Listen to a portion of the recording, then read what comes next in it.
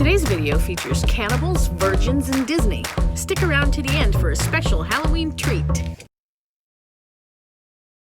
I know it might look like it, but I'm not back on Nantucket. I'm actually in Salem, Massachusetts. I'm here to talk about this house. For me, it's my cousin's house, and I was always jealous as a kid that they got to live in this house right on the ocean with like a tower in the top and all that stuff. But for some of you, this house is a whole other thing, and you recognized it the minute it flashed on the screen. You might even have thought of it the minute I said I was in Salem, right? Some of you are just going, okay, tell us, what's so special about this house? Well, I'll let them tell you.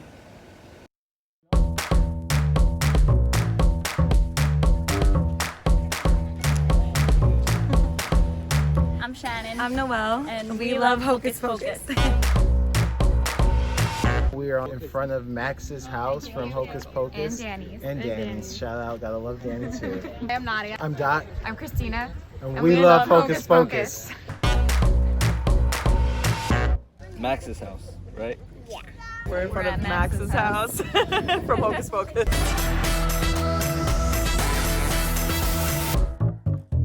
Top was, well, That was Max's room, right? right. Hi, I'm Travis. I'm Sean, and we love Hocus Pocus. It's fun to see that house that you dreamed was yours, like in that movie, like wishing you had Max Dennison's bedroom with like the cool upstairs into the like tower and everything. With the and spiral seeing it in real staircase. life is like, It's so surreal to see it in person. Yeah. we came from Connecticut today. We're actually from New York. All three of us were in residency down in Providence. It's a long drive. been here. It was a crazy drive, actually. We're from New York. I live in Tewksbury, Mass. We come all the way from Staten Island. Took about 4 hours when it's supposed to take 2. All one vehicle. We all really love each other right now. We came from Colorado. We realized it was actually in driving distance from us, so, and then we wound up loving it so much it became an annual thing. First time in Salem, first time at the house. That's my second time. This is our first time in Salem. First time. Yeah. Pretty pumped. I went last year, but this is her first time. I've been coming for 5 years. This is her third year. Yeah. Jacqueline. Hi, I'm Victoria. And we love Hocus Pocus. I love Hocus Pocus. Salem is like bucket list. Like always to come up here for a Hocus Pocus house. It like reminds me about the movie and like the reasons why I watch it and like all the witches and stuff. I've always loved everything Halloween. I love everything spooky. And just the cult following, I'm also a huge Disney fan. Every aspect of that film just reminds me of my childhood, especially during Halloween. But like first memory, just like growing up, because it was made in 1993, and then most of us were born in 1992. Third grade. I was in third grade. So I'm 4 years older. We're 35 and 39, so we're old farts watching for many years.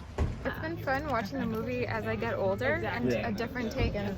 I like wait for the marathon to come on ABC Family. So we grew up in a small town, Alamosa, Colorado, and there was only one theater. That was the showing, Hocus Pocus, so that's when we saw it. I think the first time I watched it, it was on Disney Channel. It ties two of my favorite things together, Halloween and Disney. We're sisters. We're brothers. We're all best friends. We've been best friends since we were little, and We always watch Hocus Pocus. this is like the movie. growing up. We'll watch it like every Make single cookies. day. We're cousins. I think more than anything, it's tradition. It's one of our Halloween traditions. I watch it like religiously every Halloween. And it's become another part of my Halloween traditions as well, and my everyday tradition. I think I've watched it like over 100 times in my life. And we would watch it even like if it wasn't Halloween, like Yeah, maybe it's just June. a favorite. It's a continued rotation at my house. Yeah. I think we should start doing like a weekly thing where we watch it at least once a week together. I will watch it anytime. So you just watch it in October. See, I'm talking to people here who watch it in April. April is when I come out. It's my birthday. That's when you came out? Oh, my favorite scene is actually the graveyard scene. When they have the zombie, like when the guy comes out, what's his name? Billy. Yeah, Billy. She does that sorcery stuff on that Frankenstein guy, I forgot his name, the zombie guy. Oh, Billy. and he's got the surfboard. Yeah. The zombie guy. He was good. He was a key character. He was. I don't know. That's definitely my favorite. When he meets up with the bullies, he says, I'm so-and-so, and this is Ernie. And then he pulls him aside and says, no, it's not Ernie anymore, it's Ice. And he's got it shaved. Red shaved because his back head. in 92, 93, that's when everybody was putting stuff on the back of their head. That was I'm trying to think of my favorite scene. I honestly can't pinpoint one because I just really like There's so many. one of the people in the house is dressed as Satan, and they actually think it's their master, and so they get confused by all the Halloween costumes. What do you like about the movie? The kitty I like the cat. He's my favorite. and the lipstick. And it makes me sad when he like crosses over to the end, but I'm like so happy at the same time. I love it. morning. Or what a glorious morning. Makes me sick. References for days that movie has. What a glorious morning. Makes me sick. I can probably recite the whole entire movie. I'm going to confess something to you. I've never seen the whole movie. 1 minute version. 3 Salem witches Who actually were witches and not just getting prosecuted unfairly. back in the 1600s were hanged for capturing kids. They put a curse on the town. Someone who is a virgin has to light the black flame candle to bring them back to life. Fast forward to 93, new family moves in. The one boy is skeptical about witches and Halloween. And he wants to impress this girl. Halloween is the next day. So they go to like the old Sanderson sister house. When they like have the book and it like opens up. And there's this candle you're not supposed to light, but he lights it anyways. And he A virgin lit the black flame candle. brings the witches back from the dead. And then they all come back and they're like, haha, we're not dead. And then they do that nice musical number. So I put a spell on you, which is always fun to watch. Yes. They wreak havoc. And insanity ensued. The witches have to consume a child. Or else they turn to dust forever. But you know the teenagers overcome? The witches die. That's like the main plot. Yeah. What? That's what this movie is about? I'm sorry. So these witches are trying to eat children. Yeah, this is true. That's As pediatricians, as pediatricians, we should definitely be concerned. Okay, these are child killers we're talking about here, right? Okay. So how do you reconcile that as pediatricians? You know, come on. So why is this movie so popular with children? I would think children would be horrified. What made me scared was the fact that like the parents wouldn't listen to them, and like the witches put a spell on all the parents to just dance all night long. I don't think I've ever been scared of Hocus Pocus. So there's like this specific scene where they're in an alley and they're like, this is so bad, and I was like, oh my god, it is so bad.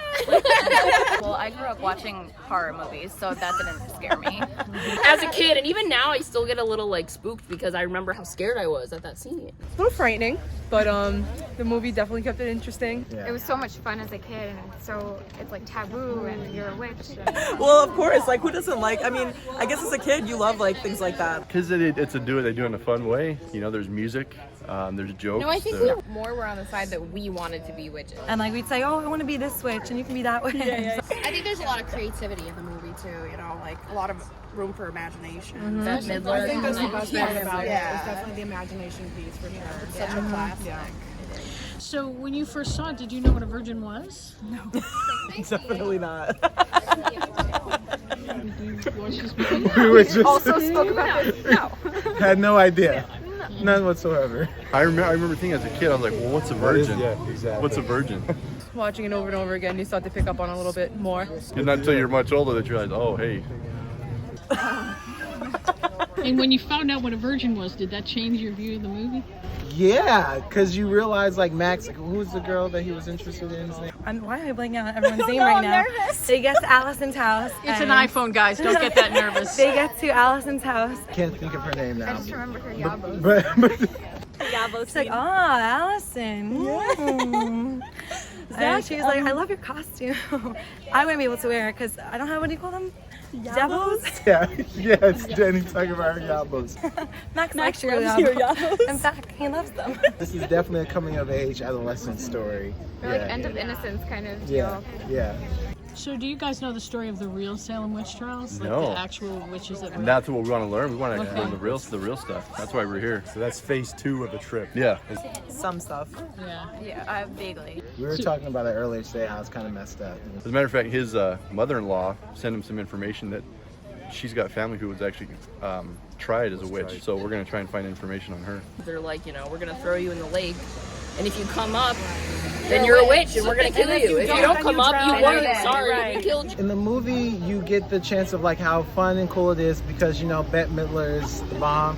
And you see like a lighthearted take on it, but when you really think about sort of the history of it, it definitely kind of puts a different taste in your mouth when you think about how there are a lot of, particularly women, who are unfairly harmed. In the movie, it's technically a museum in Salem, so they're kind of like that part of it is realistic because there's obviously like witch museums in Salem. Other than that, there's really not much history. I love the history here.